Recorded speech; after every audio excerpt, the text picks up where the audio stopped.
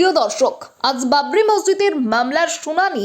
বাবরি মসজিদের ভিত্তি স্থাপনের পর একের পর এক মামলা দিচ্ছেন মুসলিম সমাজের মানুষ এবং তার শুনানি হাইকোর্টে। আর তার আগে একটা কথা জানিয়ে রাখি, আইনজীবীরা বলছে মমতা ব্যানার্জি মন্দির বানাতে পারে আর হুমায়ুন বাবরি মসজিদ বানাচ্ছে, অপরাধ কোথায়? আমরাও আইনজীবীদের বলছি মমতা ব্যানার্জি মন্দির বানিয়েছে, জবাব আমাদের দিতে হবে। সেই সকল আইনজীবীরা কি বলছেন শুনুন বিস্তারিত খবর এসবি টিভি বাংলা নিউজের পর্দায়। হিন্দু সম্প্রদায়ের মানুষ এই বাবরি মসজিদের বিরোধিতা করছেন।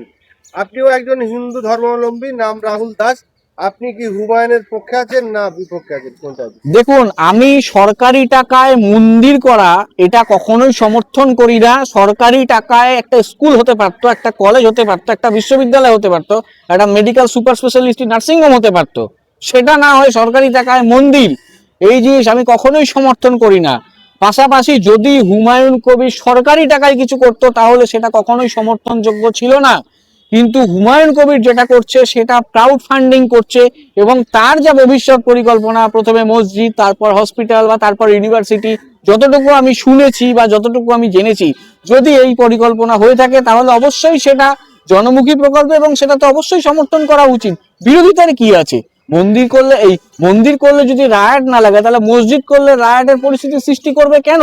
এটা তো একরকম, ওই যে বললাম, ধর্মের নিয়ে যারা ওই ব্যবসা করছে তাদের একদল, এদের উল্লাস, এদের নগ্ন উল্লাস শুরু হয়েছে গোটা পশ্চিমবঙ্গ জুড়ে। এবং এইটা বেশিরভাগ, সব থেকে বড় কথা, যত না হচ্ছে তার থেকে বেশি রটানো হচ্ছে। বাবরি মসজিদ এখনো তো পশ্চিমবঙ্গের বুকে ভিত্তি স্থাপন হয়েছে, মসজিদটা তো দাঁড় করানো হয়নি, তাহলে এত গায়ে জ্বালাটা কেন? আসলে চোর মমতা ভাবতে পারেনি হুমায়ুন কবির দল থেকে বেরিয়ে যাওয়ার পর একা একটা মানুষ এত বড় কিছু করে ফেলতে পারে। ওটা মমতার কল্পনার বাইরে ছিল, যার ভিত্তিতে যখন ও করছে তাকে প্রতি পদক্ষেপে বাধা সৃষ্টি করছে। এটাই হচ্ছে মূল কথা। ঠিক যেমন আপনাদের মনে আছে 2021-এ যে বিধানসভা নির্বাচন হয়েছিল, এমএলএ নওশাদ সিদ্দিকীকে অত গুরুত্ব দেয়নি। যখন দেখছে নওশাদ বাড়ছে, নওশাদের পার্টি বাড়ছে বা নওশাদ সিদ্দিকীর সাথে লোক জুড়ছে, তখন নওশাদ সিদ্দিকীকে প্রতি পদক্ষেপে যেমন বাধা সৃষ্টি করেছে, সেরকম হুমায়ুন কবিরকেও প্রতি পদক্ষেপে বাধা সৃষ্টি করছে।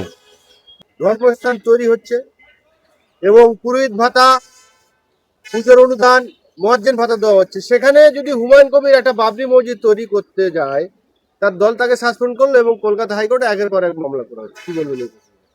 দেখুন, দল সাসপেন্ড করার কারণ সেটা দলগত ব্যাপার, সেটার ব্যাপারে আমি জানি না, কারণ আমি তো তৃণমূলের কোনো লোক নই, ওই তোলামূল পার্টি বা চোর মমতার পার্টির লোক আমি নই, প্রথম কথা। দ্বিতীয় কথা হচ্ছে যে মসজিদ সে করতেই পারে, সে তো ট্রাস্টির পয়সায় সে ট্রাস্টি গঠন করে ক্রাউড ফান্ডিং এ করছে, সেটা করা যেতেই পারে, সেটাতে কোনো অসুবিধার তো কিছু নেই। যেখানে রাজ্যের চোর মুখ্যমন্ত্রী আপনার মসজিদ মানে মন্দির তৈরি করছে সরকারি টাকায়, সরকারি কোষাগার থেকে টাকা নিয়ে, কিন্তু সেই টাকায় দিয়ে মেটাতে পারছে না, অথচ সেই টাকায়, তার থেকে অনেক বেশি টাকায় তারা মন্দির তৈরি করছে। অথচ ডিএ মেটাতে গেলে সুপ্রিম কোর্ট অন রেকর্ডেড যে তাদের কোমর ভেঙে যাবে। তো সেখানে সেই জায়গায় যদি রাজ্যে চৌর্যবৃত্তি করা মুখ্যমন্ত্রী মন্দির তো তৈরি করতে পারে, মন্দির বানাতে পারে, তাহলে ওয়াই নট হুমায়ুন? আর ওয়াই নট হুমায়ুন কবির? সে একটা মসজিদ তৈরি করছে, সে তো সরকারি টাকায় করছে না, সে মানুষের কাছ থেকে টাকা নিয়ে ক্রাউড লেভেলে ফান্ডিং করে করিয়ে তারপর নিচ্ছে। এবং সেটা যদি আমি যদি খুব ভুল না করি, ওই ফান্ডিং এ যদি দেখা যায় যে ডিটেলস যদি প্রত্যেকে বার করা যায়, তাহলে শুধুমাত্র মুসলিম ধর্ম সম্প্রদায়ের মানুষরাও যে টাকাতে দিচ্ছে সেটা নয়, বিভিন্ন ধর্ম সম্প্রদায়ের মানুষরা যারা হয়তো সামনে থেকে দিতে পারছে না, তারা হয়তো ব্যাংকিং এর মাধ্যমে টাকা দিচ্ছে, সেটা দেখা যাবে। তো তার ভিত্তিতে সে মসজিদ হোক না, অসুবিধা কি আছে? যদি মন্দির হতে পারে, মন্দিরটা যদি ঠিক হয়, তাহলে মসজিদটা হতে নাই কেন? বরং মন্দিরটা হয়েছে, তার এনকোয়ারি করা উচিত যে সরকারি টাকায় যে মন্দির হয়েছে তার সোর্স অফ ফান্ড কি। যদি তার সোর্স অফ ফান্ড সরকারি কোষাগারে যদি এত কোটি টাকা থাকে, তাহলে ডিএর 50% মেটাতে পারছে না কেন? সেটা বলা উচিত, সেটার বরং তার বিরুদ্ধে তদন্ত করা উচিত।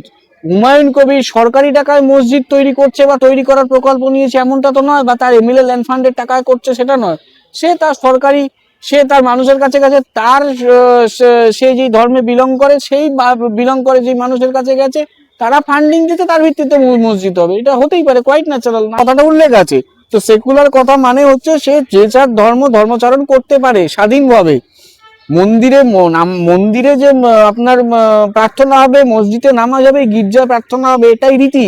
এবং বাঙালি আনা, আমরা যদি পশ্চিমবঙ্গের দেখি, সম্প্রীতির বাংলা যেটা আমাদের ছিল এবং এখন অনেকটাই নষ্ট হয়ে গেছে, যেখানে হিন্দু মুসলমানের জিগির তোলা হয়, আমরা যেমন 25 ডিসেম্বরে ক্রিসমাসে সেলিব্রেশন করি, আমরা যেমন ঈদে একজন মুসলিম বন্ধু যদি আমাদের হিন্দু ভাইদের বাড়িতে আসে, তাহলে তো আমরা তাড়িয়ে দেবো না, ধরো তাদের বাড়িতে গিয়ে আমরা সিমুইর পায়েস খাবো না, এমনটা নয়। আমরা বাঙালি, এবং মুসলিম ভাইরাও তারা 4 দিন 5 দিন কলকাতায় রাত জেগে তারা প্যান্ডেল দেখে, ঠাকুর দেখে, এটা হয়। তো এইটাই হচ্ছে আমাদের সম্প্রীতি, এই ঐক্য সম্প্রীতিটাকে নষ্ট করার চেষ্টা করছে, এবং এটা যারা করছে তাদেরকে আইনের আওতায় এনে তাদেরকে দেশবিরোধী আখ্যা দিয়ে বা আপনার যে দেশবিরোধী ধারায় যত সেকশন আছে বা দেশবিরোধী আইনে যতগুলো সেকশন আছে সবকটা এক্সিকিউট করে তাদেরকে আইনের আওতায় এনে, বিচারের আওতায় এনে তাদেরকে অবিলম্বে গ্রেফতার করা উচিত। কারণ এরা যদি সমাজের বাইরে ঘুরে বেড়ায় তাহলে সমাজটাকে মিশিয়ে দেবে, মানুষে দাঙ্গা লাগিয়ে দেবে, যেটা কিনা পশ্চিমবঙ্গের ক্ষেত্রে অবশ্যই ক্ষতিকারক এবং ভারতবর্ষের ক্ষেত্রে তো অবশ্যই ক্ষতিকারক। হাইকোর্টে প্র্যাকটিস করেন, সেই হাইকোর্টে কিন্তু মুসলিমরাই মামলা করছেন। দক্ষিণ 24 পরগনা ছিল আব্দুল সালাম শেখ, আর বর্তমানে যিনি মামলা করেছেন তিনি হচ্ছে গিয়ে হাওড়ার কুনয়ন রাজা। এই প্রসঙ্গে কি বলবেন? দেখুন, নাম মুসলিম হলেই যেমন তারা মানে মুসলিম ধর্মের অনুপ্রাণিত হবে এমনটা নয়, আবার নাম হিন্দু হলেই